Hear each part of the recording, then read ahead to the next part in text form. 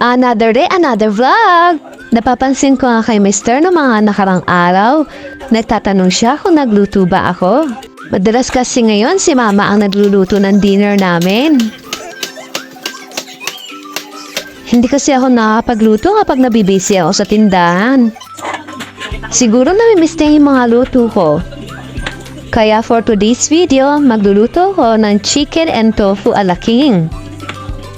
Actually, na-develop nga lang ito recipe na to. Ewan ko lang kung meron akong kaparehas nito. Na magkaiba lang din ang buhay ng pagluluto. Nakakahiligan ko kasi magluto ng mga pacham. Yung bang pa-experiment lang. Buti hindi naman ako napapahiya sa lasa.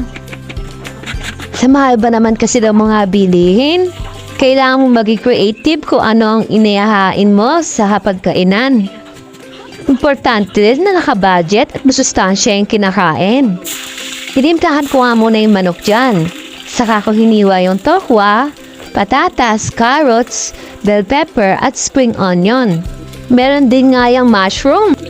Pinagsabay ko na nga palang prituhin ng patatas at carrots. Yan nga muna yung inuna ko yung mga gulay. Sinunod ko naman yung tokwa.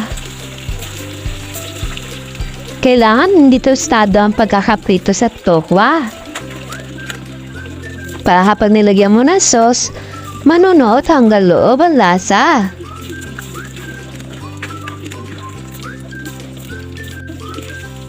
Pagkahango nga nito, iuhuli natin yung manok.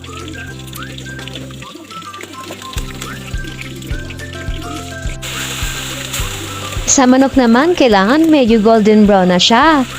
Kailangan kasi medyo luto talaga yung loob ng manok. Tatanggalin nga natin yung mantika na pinagprituhan natin. Saka natin ilalagay yung butter. Kapag melted na yung butter, maglalagay naman tayo ng 3 tablespoons of all-purpose flour.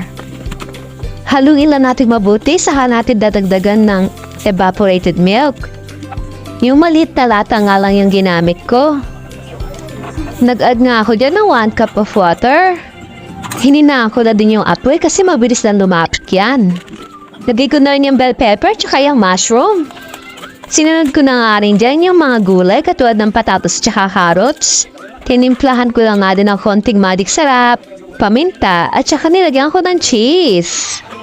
Mapapansin nyo, medyo lumalapit na siya, diba? Kaya nilagay ko na rin agad yung tokwa.